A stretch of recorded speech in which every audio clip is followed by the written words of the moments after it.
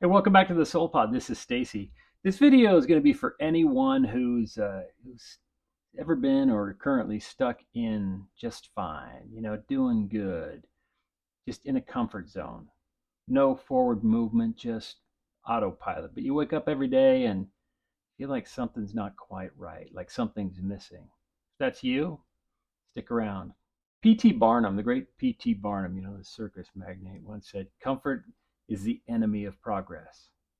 Comfort's the enemy of progress. This is about 100 years ago he said this. Now, great men long before him were saying this as well, but it's an old-timey truth, but it keeps coming back around. And the reason it keeps coming back around is because there's an awful lot of truth to it. And it's something everybody, all of us, have to deal with at one point or another in our lives to be aware of so that we don't lose traction. Comfort, as it turns out, though we may desire it, is a trap. You see, the problem is that comfort traps us with this sense that it's good enough. Wake up every day and you're like, yeah, this is pretty good. This is comfortable.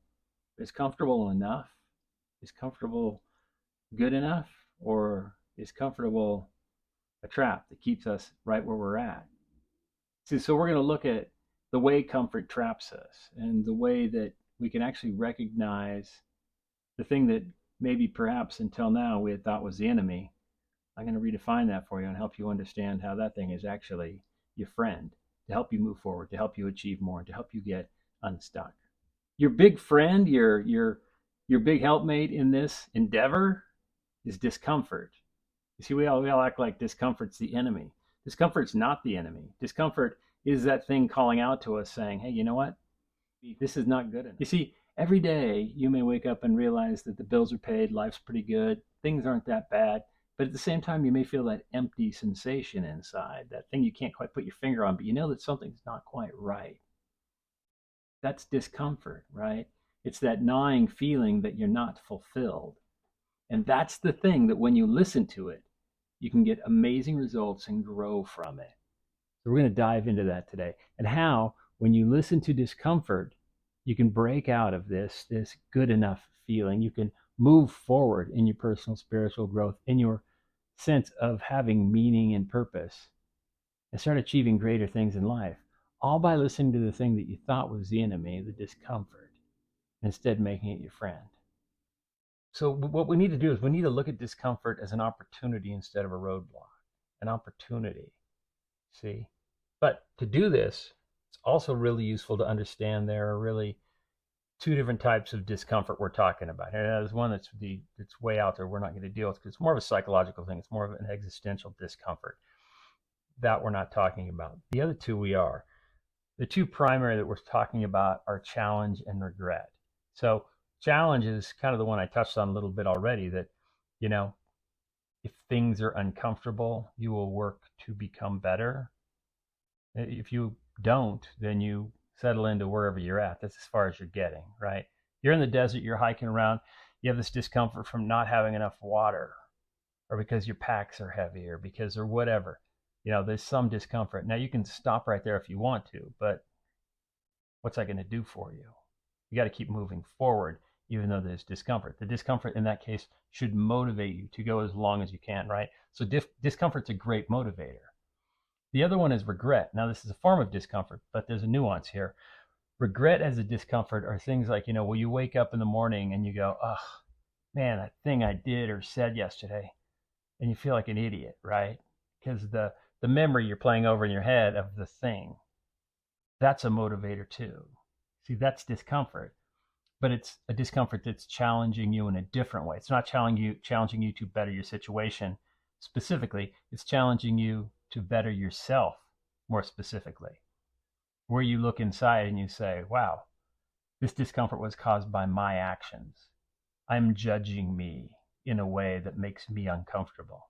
Now, let me pause for a moment here and just say, if you're doing that, good for you. You know why? Because it means that you're a good person. Crappy people don't wake up in the morning with regrets, right? If you wake up in the morning with regrets, it's easy to tell yourself, I'm a crappy person. You're not, because you have a conscience. If you have a conscience and you wake up in the morning and you go, man, I feel crappy about that thing I did or said, good. That's a motivator. That's a big motivator. Now, you can't live there. That's what I'm talking about here. use that discomfort as a motivator to move forward, to make your life better. If you're, say, an addict or an alcoholic, and you wake up and you go like, oh, I did it again. I did that thing. Like, I drove my car. I, did whatever horrible thing I did last night. I drank too much. I did too much of this. I made these bad decisions. You can just go in a loop there, stay there, tell yourself you're a crappy person and never change anything, right? You can just stuck. You're stuck. Or you can take that information and you can go, oh, wow, I'm a really good person because it bothers me that this bothers me. So I got to change. You see the difference? It's a motivator. So it's important to recognize what type of discomfort you're talking about, and then take that discomfort and use it as fuel to make yourself better and stronger, to rise to the next level of you. So now let's talk about what you can do to start making a change. And this is going to lean a little bit more into the challenge side of it than the regret side of it. Both are good, but a little bit more on that side. So the exercise is this. I want you to sit with that internal voice, whatever it is, whatever it's telling you about why you're uncomfortable right now. What's the thing that pops into your mind when you say, what's making me uncomfortable? Write it down. It could just be one word if you want. But the reason you do this is it's illuminating. It's going to illuminate your situation. It also gets it out of you and out here, right? It's fine to have something in here bouncing around, but it doesn't really, it's not fully formed. We can't really hold it, But as soon as you write it down, this is why speech therapy or talk therapy or journaling works so darn well, is because once it's out of you, it's more solid. You can look at it and kind of hold it, right? So write down that thing. Write that thing down so it's in front of you and you've got it now. So you've named it, you've written it down, you've brought it into the light, you've given it life. Now it can't hide. You know what it is, right? The reason this is important is because it's true to you now. It's undeniable to you now. You can't hide from it anymore. What are you going to do about it? That's the question. What are you going to do about it? Are you going to stick with it and go, yeah, good enough, fine? Just like where we started with this video. It's good enough, it's fine, I'm good enough, I'm comfortable, it's fine, it's whatever. And just keep ignoring this thing? Or are you going to do something about it and change your life in some way? It's your call. A comfort zone is a beautiful place to be, but nothing grows there. Nothing's ever going to grow there. Now, you can stay there. You can be comfortable, as comfortable as you are. It's not going to get better. It could get worse, but it's not going to get better. The only way for it to get better is to lean into your discomfort, to take the thing you identify. You can do this again and again and again. Take that thing you identified and you go after it. Ask yourself, what am I going to do about this? And you move into it. So what's the fix? Name it. You've named it. Write it down. Decode it. Take a look at it. Understand what it means. Then move forward. Make tiny moves in your life to change your life, to make your life better than it was. Are you down for it? You down for the challenge? Growth is a little messy. It's uncomfortable. But your comfort zone, it's not your friend. It's your enemy. Look for the discomfort. That's your friend. That's the arrow pointing to the path that you need to take to become the best and most evolved version of yourself. You want to be a better person tomorrow than today? Look for discomfort. It'll get you there. Thanks for being here. Thanks for watching the channel. If you haven't already subscribed, do that for me if you would. It's great for the channel. It's great for viewership. The more people are watching this channel, the more videos I'll continue to make.